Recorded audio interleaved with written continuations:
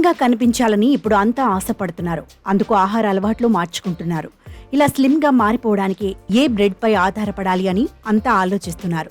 ముందుగా బరువు తగ్గాలంటే కొన్ని రొట్టెలు మాత్రమే ఎంచుకోవాలని తెలియాలి. ఒక్కో రొట్టెకు ఒక్కో గుణం ఉంటుంది. దాన్ని బట్టి మీరు తినే రొట్టెను బట్టి సన్నపడవచ్చు. ఏ రొట్టె త్వరగా బరువు తగ్గించగలదో ముందు తెలుసుకోవాలి. హోల్ వీట్ బ్రెడ్ లేదా బ్రౌన్ బ్రెడ్. బ్రౌన్ బ్రెడ్ ను తీసుకుంటే ఇది సాధారణ బ్రెడ్ కంటే చాలా ఆరోగ్యకరమైంది.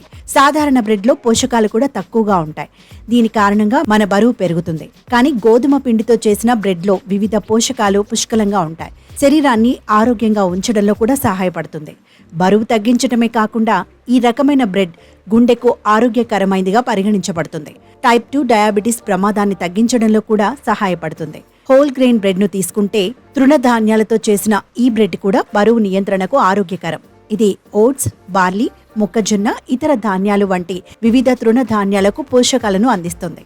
ఈ రొట్టెను ఆహారంలో ఉంచటం వల్ల గుండె జబ్బులు వచ్చే ప్రమాదం తగ్గుతుంది. పేగు ఆరోగ్యంగా ఉంటుంది. ఆ తర్వాత మొలకెత్తిన గింజల రొట్టె.